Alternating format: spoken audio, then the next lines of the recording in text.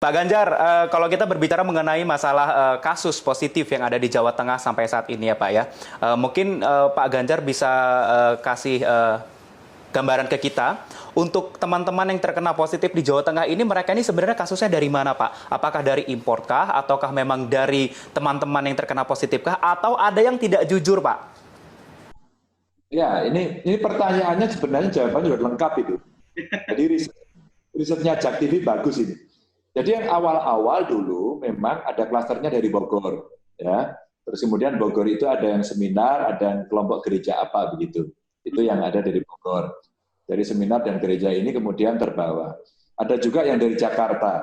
Ini lepas tidak terkontrol entah dia dari mana masuk. Terus kemudian ada klaster dari yang baru itu Istimewa Ulama yang dari Goa itu masuk. Terus kemudian ada yang pada Pondok Pesantren Temboro itu masuk, begitu ya. Terus ada itu yang terakhir tadi, ada satu dokter di Rumah Sakit Karyadi yang saat itu dokter dan timnya kena semua positif semua, tapi sekarang udah alhamdulillah sembuh semuanya. Itu karena pasiennya ditanya waktu itu tidak detail begitu ya. Saya nggak enak kalau mengatakan nggak jujur, begitu, tapi tidak detail saja. Sehingga pada saat kemudian terakhir, loh, ibu dari mana? Begitu. Ya saya dari Jakarta. Hah? Itu udah terlanjur. Kena semuanya. Jadi ada banyak kemudian klaster yang dibuat, dan saya punya satu dashboard begitu ya, yang di dalamnya diinput informasi dari kawan-kawan di kabupaten kota, dan kemudian kita buatkan satu modeling, maka si A berhubungan dengan siapa.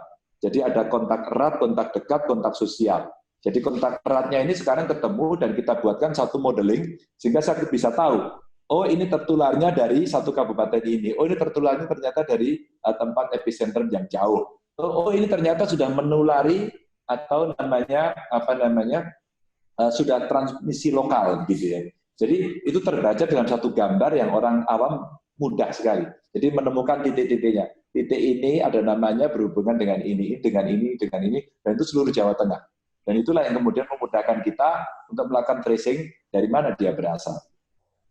Baik, Pak Ganjar, mungkin dari kondisi psikis masyarakat sendiri, warga, atau bila ada yang kena positif, mereka ini takut, Pak. Antara mereka takut dikarantina, atau mereka takut dikucilkan oleh warga dan juga masyarakat sekitar, begitu ya, Pak ya. Bagaimana sih, Pak, cara memberi pemahaman dari Pak Ganjar sendiri ke masyarakat, bahwa ini penyakit bukan sebuah aib, begitu, Pak. Ya, emang ini memang musibah untuk kita semua. Iya, memang stigmatisasi yang negatif seperti ini membahayakan. Maka butuh literasi. Nah, literasi ini mesti kita berikan dengan gampang. Bahwa, lihat loh datanya ini sebagian besar sembuh kok. Tapi kamu jangan lena loh ya. Gitu. Terus kemudian siapa orang yang bisa dipercaya adalah spokesperson tertentu. Siapa ulama. Ulama ini sangat dipercaya.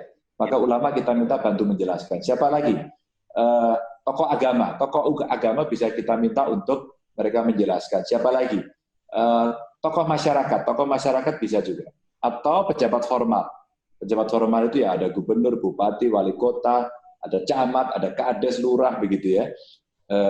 Atau anak-anak muda yang mereka dalam komunitasnya itu cukup lekat, dan di antara mereka biasanya ada yang dihormati. Nah, yang seperti ini kita minta untuk didorong. Dan yang terakhir ya kita gunakan secara umum medsos.